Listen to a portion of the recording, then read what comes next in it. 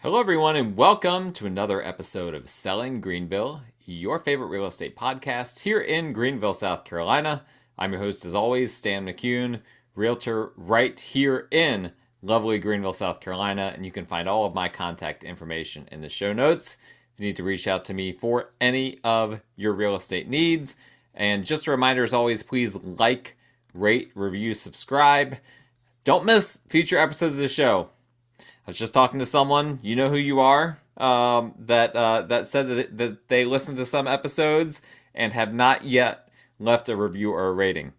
Not good. Please just take a quick second, even if it's just smashing the 5-star button on Apple Podcasts or whatever app platform you're using. Just leave a comment on YouTube. Whatever you guys want to do, I would appreciate it. And, of course, this show is sponsored by Piper Insurance Group. They are my go-to for home, auto, and umbrella insurance. They're an independent insurance agency, meaning that they can quote multiple different insurance companies, bring back the best rate that they can find. They're licensed in South Carolina, North Carolina, and Georgia. And even if you're looking for beyond just your primary residence, your primary vehicle, things like that, insurance for those sorts of things, they will help you out with insurance on investment properties as well, fix and flips, ground up new construction, residential, commercial, all of those things. So please reach out to them. Piper Insurance Group, local companies of Greenville. They can help you out. Their contact information is in the show notes. All right. We have gotten a little bit off track somewhat with dealing with some more national issues, right? There's a lot of national things in the headlines. I want to bring it back to Greenville, right? And have some more Greenville-centric content. I know a lot of my listeners are people interested in potentially relocating to Greenville. So I want to make sure that this content is helpful for you guys. And a lot of realtors as well listening to this content, you guys might be more interested in the Greenville specific stuff. So I want to make sure I cater to you as well. But before I get into that, okay, because we're going to be talking about some of the unique things that we have in the Greenville market, some of the types of properties that are kind of different than others. But before I get into that, I just want to recap. This past week, I went to Columbia, South Carolina for a couple of days for Capital Conference. This is a politically focused conference for the Realtor Association, basically in the state of South Carolina. Some of you may know I chair the Realtor Political Action Committee here in Greenville, South Carolina. All that means is that I am a first of equals when it comes to this committee. It's really easy to join. By the way, if you're a realtor, you want to get involved in the association, this is the way to start. Join the Realtor Political Action Committee. Reach out to me. I can tell you how to join. But we're not exclusive. We'll basically take anyone that we can get. Really, the goal behind the committee is to push for private property rights. That is the number one thing. Every now and then there are realtor-specific issues that come up, but usually the realtor-specific issues are handled more on the state level. On the local level, we're pushing back against all of the anti-private property nonsense that's happening in various county and city governments. Yes, they're all trying to take away, strip your rights, strip the rights of private property owners in a whole lot of different ways. Now, not everything would you necessarily agree with, right? Some people are, I know that there's some listeners who are really anti-development. And that's one of the big issues right now, right? Because we need more development. It's got to be smart, right? We're not talking about just like throwing up skyscrapers left and right, but there has to be more development. There has to be smart development in order to account for the housing affordability crisis that we have nationwide, but specifically here in Greenville. Now, some have basically just put their head in the sand and just said, we're not going to do anything about it. We just want to stop all development. I don't think that's the right approach. I think that we need to take a sensible approach to saying, well, if we're going to allow people to come into Greenville, and a lot of people are coming into Greenville and into Spartanburg and into Anderson and the upstate as a whole, if we're going to allow that, we need to have a place for them to live. Because what ends up happening, usually the people coming here from out of town have more money than people that are native to the Greenville area.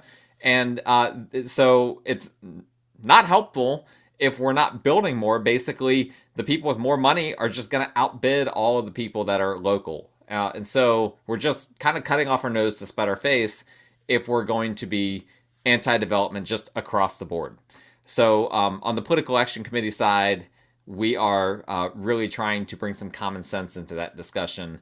And it's not just about development. It's about a whole lot of other things. It's about property taxes.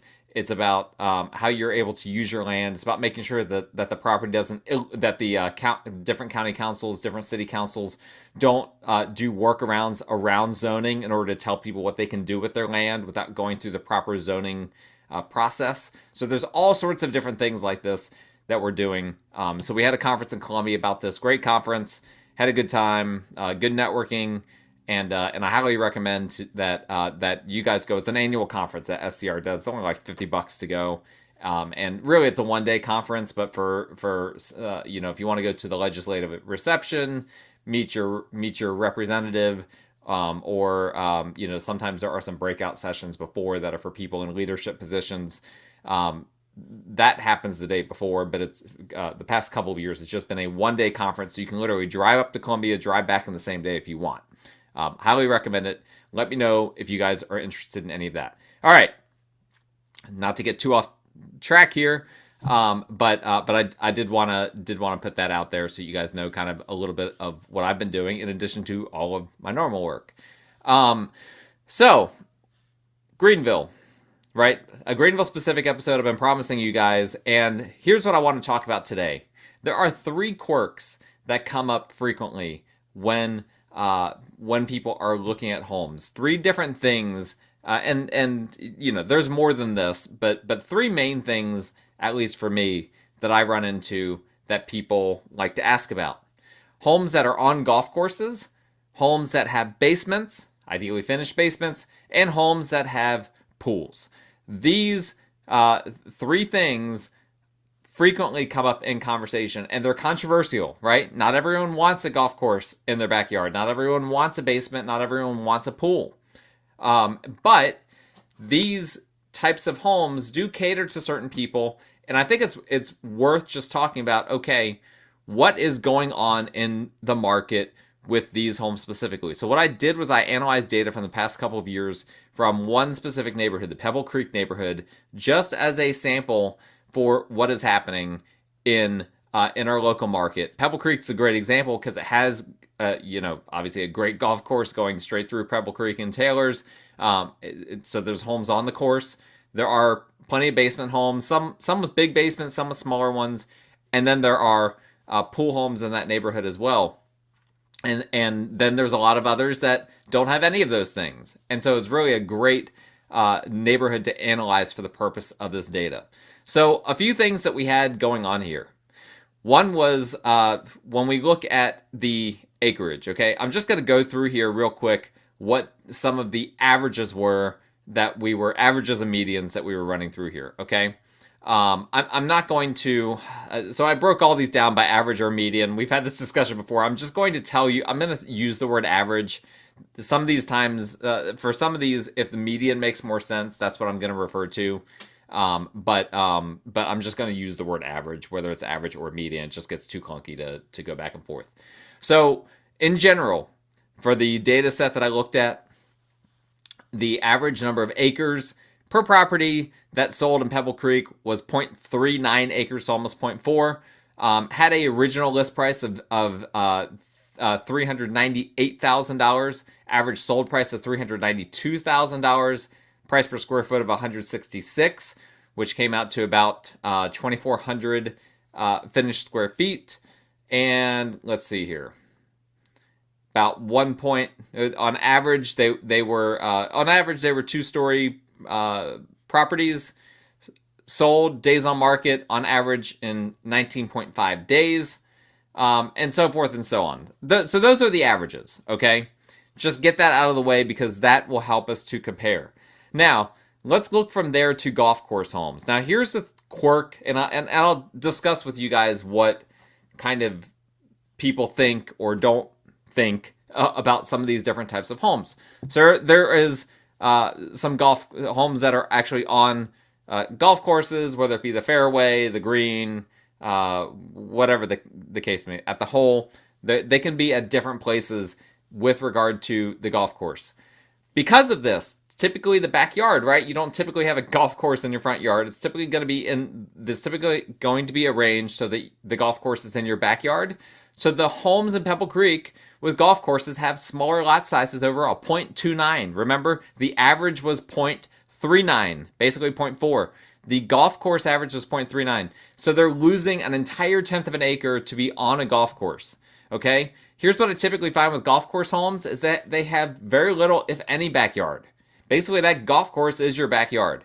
So if you don't like the yard maintenance, which of course a lot of these communities already have, yard maintenance built in to the HOA fee, but if you particularly just don't even need that, you just like to go out on your deck and you just like to see stuff back there, but you don't need a backyard, that's where a golf course, a home that's actually on the course, can be good, right? You're going to get things taken care of because they're going to want everything to be cleaned up, but you're probably not going to be able to have fences. You're probably not going to be able to you're going to be limited in terms of using that space. You're going to have to deal with quirks like balls coming towards your house, maybe even hitting your home, right? This has happened. You get, obviously they try to set the home far enough away, but if a guy shanks a drive or whatever the case may be, you could find a golf ball hitting your home. Not everyone likes that.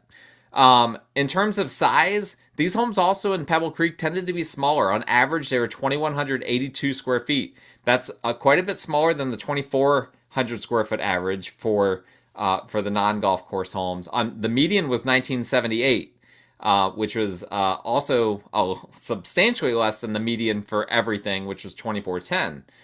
So these homes are smaller in general, and their lot sizes are smaller as well, and that reflects in them being substantially cheaper. Okay, on average, the list price that it started with was $50,000 cheaper than the list price for every home that sold in Pebble Creek. It was $348,000 in comparison to $397,000 was your normal that you have in Pebble Creek during the sample size that I took here.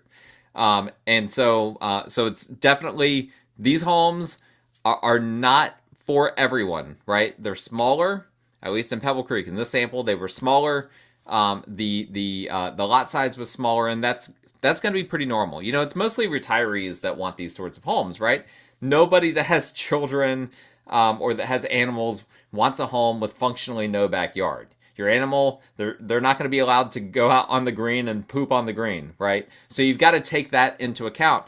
It's a niche group of people that are looking for a home that's on a golf course. That's typically going to be the empty nester sort of crowds more often than not. The price per square foot that these golf course homes sold for, on average, 161, median 164. What's interesting is the average is a little bit higher than the average for everything. The average for everything was 166, but the median for the golf course homes was a little bit higher. So the median was 164 in comparison to 163 for everything. So all in all, these homes are not selling really for that much less price per square foot. But here's where you have to keep something very, very important in mind. These homes are already smaller. And in general, people pay more for square foot for smaller homes than they do for larger homes. That's a really good rule of thumb. We've talked about this before. I'm not going to get into all the details there. But the fact that these smaller golf course homes are selling for either slightly more or slightly less, depending if you look at the average or the median price per square foot, either way, that's telling me people don't want them in comparison to having a non-golf course home. That is a dead giveaway, because the price per square foot being smaller than the average should mean that the total square foot being smaller than average should mean that the price per square foot is greater than average. Okay, that would be a normal trend. When I analyze this data, I see that all the time. Cumulative days on market. This is also a good indicator that these homes are not as attractive, because they're taking longer to sell. Now, not that much longer to sell. It's actually still less. Now, Pebble Creek's a desirable neighborhood, but it's still far less than if you're looking at averages and medians for the entire Greater Greenville market. These are going to sound low, but it was 24. If you look at the average, 24 days on market. until going under contract. If you're looking at the median 15 days, that compares to 19 and 6 respectively for all properties. So these properties are taking a little bit longer to sell, not dramatically longer, but think of it as about, depending on how you look at it, either 2.5 times as long if you're looking at the median, or roughly 25% longer if you're looking at the average. But again, we're talking about, a week or 2 weeks longer than just normal home sell. So golf course homes can be a great option, but the data is telling me that it's not people's first option, right? And that's not shocking, should not come as a surprise, but it's always good when the data confirms our priors. Let's look at basement homes, okay? The basement homes on average had much, much larger lot sizes. 0.51 is the average. 0.51 acres is the average. 0.49 acres is the median. Of course, that's substantially higher than the 0.39 and 0.37 that we have for all properties that we're looking at in the sample, and substantially almost twice as large as the golf course homes. So much, much bigger lot sizes and much bigger homes too. The total square footage, both average and median, was over 3,100 square feet. That's substantially more than the 2,400 that we have for the entire sample size that we're looking at. So these are bigger homes, right? Not surprising because they have basements. Now in Pebble Creek, some of the basements are quirky. Some of them are more like half basements. Some of them are the more full basement size, but a lot of them are a little bit quirkier. They're not the greatest basements in the world, okay, in general. There are some exceptions to that, but that's something to keep in mind as well. So how did this affect the price, right? Okay, so this is interesting. These started at $436,717. That was the original list price for these by average. By median, $445,000. That's up quite a bit from the $398,000 or $389 and change that we have for the averages and medians respectively for the entire market. So we're talking about these homes started at being listed for between $40,000 to $60,000 more than the average homes, but that's factoring in the lot sizes are larger and that the homes are about 700 square feet on average larger. Okay, the price per square foot was down. Okay, but I'm gonna come back to that here in a second. Here's the part that's really interesting to me. I just said that the average list price was $436,717. The average sold price was $439,100. On average, the basement homes are selling for more than they're listed for in Pebble Creek. Okay, what does that tell you? That's a real good indicator that people want those basement homes. Okay, we just looked at the golf course homes. I showed you some data that you can look at to determine that those aren't as desirable. This is a dead giveaway that these are desirable. Okay, if you look at the median, it says the same thing. The median list price is $445 and the median sold price is $445. So they're selling for what they're actually listing for, which is great in comparison to, in general in the Greenville market. You're not going to get 100% list to sold ratio. You're going to get closer to like a 98%. So people like the basement homes overall. Don't let appraisers tell you otherwise. Appraisers hate basement homes. I talk about them a lot. They don't like them. Here's some more data that tells you what you need to know. The cumulative days on market, by average 5, by median 3. Okay, the lowest of any numbers on here. The averages for the entire community are 21 and 6. So they're selling in less than a week on average the basement homes in Pebble Creek. Of course, this all depends on them being listed properly, right, for the proper price. But during this sample size, it appears that they were. Now, the price per square foot was lower. The price per square foot on average was $139, and on median, $145. I said I wasn't going to say median all these times, but it turns out that I am. So, on average, that's a lot lower than the 166 and 163 average and medians that we have for the entire sample size. But again, this is what you can expect when you get homes that are much bigger. The bigger homes sell for less price per square foot than the smaller homes. And that's just because at some point people are no longer willing to spend extra for just more square footage, right? Some of that square footage is a little bit superfluous. right? Completely, if we're going to be completely honest about it. Do you really need that extra office downstairs? Do you really need that extra storage? How much do you need it? Generally speaking, once you have a living room, once you have bedrooms, once you have the bathrooms, and maybe one more flex space, sorry about that. Once you have all of those things, and of course, kitchen, things of that nature, any additional square footage is kind of extra for a lot of people. Now, they still like it. Nobody wants less square footage unless they're concerned about the maintenance side of things. But that's why one of the many reasons why you see the price per square foot tending to be lower for some of these homes. We also run into the thing of, I mentioned appraisers don't like basement homes. They tend to not give basements the full value on the appraisal for what they're worth. So realtors have to factor that in when they're pricing a home, as do sellers. But long story short, even though that price per square foot is the lowest out of all of the numbers on here, it is still, all the other data speaks to the basement homes in Pebble Creek are desirable. People want them. They're looking to get into those basement homes. They're willing to pay a premium to do so. Now let's look at pool homes. You'll hear people say that people don't want pool homes. That is and isn't true at the same time, okay? Here's where it is true, okay? Someone that doesn't want a house that has a pool, they really don't want a house that has a pool, okay? And they will not compromise on that. On the flip side, someone that really wants a house with a pool, they really want a house with a pool.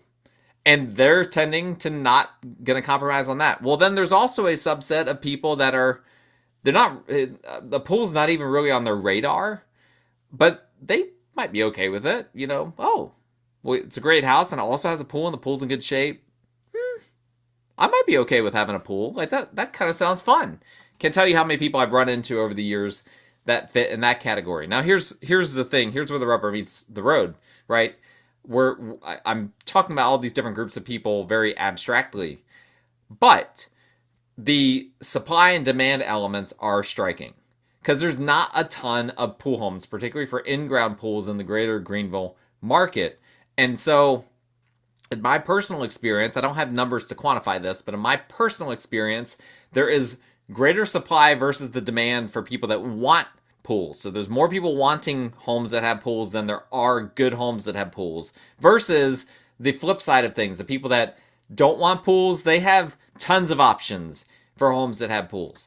And so the conventional wisdom that people don't want pools isn't really true in the Greenville market. Because again, you've got to, yes, there are people that don't want them, but you've got to look at the supply and demand dynamics. There's not a lot of homes that have pools, and there's a lot of people that do want them. That tells you that having a pool doesn't hurt your value. As long as that pool's in good shape, you've maintained it, it looks good, everything else, around it is good. Now, it's not good if you have a pool and no backyard. Okay, a lot of people don't want that. They want some kind of green space somewhere. But that's neither here nor there. Okay, so let's talk about this sample size here. On average and median, the lot sizes were bigger, 0.43 as opposed to 0.4 on average for the lot size, 0.5 acres by median versus 0.37 by median for all properties that we looked at in Pebble Creek. The average size, again, larger, not as large on average as the basement homes, but interestingly, the median was larger. So the average was 2988. I just talked about basement homes for 3162, and the entire sample size was 3400. So we're talking about 600 square feet larger on average than your average home in Pebble Creek. Now the median was 3252. That's even larger than the basement median of 3128. Larger than the median for all properties in the sample size of 2410. So these are pretty big homes, right? They've got the pool. The lot sizes not on average not as big as basement homes, but on median pretty comparable. So basically we've got homes that and some of these pool homes are basement homes too. Okay, I did not separate these out as like, okay, these don't have basements, these do. too tricky to get in the weeds and all of that. So on average, they listed for 477, the highest number out of all of these. 477, 833. The median list price was 499, 500. Okay, what do they sell for? They sold for on average 468, so down about 9,000 from what they listed for. The median was 495, down about 5,000 from what they were listed for. And the sold price per square feet, 160 on average, 152 by median. So those are lower than the averages for everything as a whole. But again, these are larger homes. These are larger homes than the averages that for the entire community. And so for the sold price per square feet, on average to be only $6 below the average for the entire community, or for the median to only be $11 a square foot below the average, and to be higher than the basement homes, this is telling me these pool homes, they should be way lower on the price per square foot. I would expect it to be like in the 130s, but instead it's in the 150s or 160s. People want these pool homes. I'm telling you, they want the pool homes. If you get the pool home with the basement, even better. Now, they're a little bit overpriced. They're listing these homes a little bit overpriced, but that's okay. They're still not selling for that much less than what they're listed for because people are looking for them, okay? They love the idea of having that great pool in the great community. They can go back there. They can refresh. Of course, Pebble Creek has great trees throughout that community. Really, a desirable place to be in general. And so people are paying for that. And they will pay for pools in communities that already have pools, right? After COVID, people don't really care to go to public pools as much as they used to. Those are not in vogue as much as they used to be. And so these pool homes selling for, by median, almost $500,000. That is so much higher than any of the other numbers here, right? Remember, the median for everything was $390,000. So it's selling for over $100,000 more than the median. And that's with them, by median being about 800 square feet larger. So some very interesting numbers for me on that. The old conventional things that you hear about pool homes do not apply. How quickly do they sell? Well, they don't sell as quickly. Okay, now here's another thing to consider. The average days on market, 30 days. The median days on market, 31. Remember what I said for the average for everything was 19 and 6. 19 average, 6 for the median. So they're taking longer to sell. Why is that? I just said it before. The number of people specifically targeting pool homes is a small but aggressive group. But sometimes it just takes a minute for those people to find the homes. It can be tricky to find pool homes, if you don't have a dedicated MLS search for them, right? If you're just looking on Zillow and whatnot, sometimes Zillow will miss these things. I've seen Zillow call things pool homes that aren't pool homes. I don't understand how that works, but I have seen these sorts of things over and over again. But sometimes as well, it takes the right person to come onto the market, right? It's got to be the right person. Maybe when you listed the home, that person wasn't ready yet. But then after 3 or 4 weeks, now that person is looking and they're like, all right, what are all my pool home options? They see your listing and they're like, there it is. That's the house that I want. Perfect. I've been looking for a pool. I've been looking to be in Taylor's. I love this Pebble Creek neighborhood. I'm willing to pay for the HOA, even though it's pricey. All these different things. They're willing to pay that premium in order to have that great little piece of water in that backyard that you can jump in and cool off in during the summer. And so don't be afraid. If you're a seller, if you got that pool doesn't hurt your home value. I promise you it doesn't. It can actually help your home value if you keep up with it. You've got to keep up with it. That's super duper important. If you got a basement, you're hearing that basements don't get full value. It's true, but the basements still help the value of your home, and they're going to sell quick. People like their basement homes. Again, there's a lot of supply out there, people that want basement homes. They would take a basement home over a 2-3 story home any day of the week. Tons of people that are out there. And there's not enough basement homes in the Greenville area to fulfill that demand. There's not enough supply of the basements to fill the demand. Apologies if before I might have said supply and demand. I kind of got on a roll there. This is not a scripted podcast. I may have said supply when I meant demand a few other times. I don't know. It's late at night. It's 8:30 at night. I'm having to record this now because I've got people doing work at my home. I'm actually doing a basement remodel at my house. And guess where I record this podcast? In my basement. So I didn't want you guys to hear, a bunch of hammers and drills and who knows what else, drywall saws in the background. So I'm getting this content out for you guys at 8:30 p.m. so that you don't miss it. But that's all I have for you guys today. If that all makes sense or doesn't make sense, let me know. You guys know you can reach out to me anytime. Text me, call me. I'm on WhatsApp if you want to do that. You can send me a DM. People send me Facebook messages. Fine. Instagram messages. Don't recommend it, but fine. All of those things. Look in the show notes. You'll find the core contact info, but you can hit me up those other ways as well. Look in the show notes for Piper Insurance Group and get a free quote from them today, home, auto, or umbrella. And please like, rate, review, subscribe, and we will talk again next time.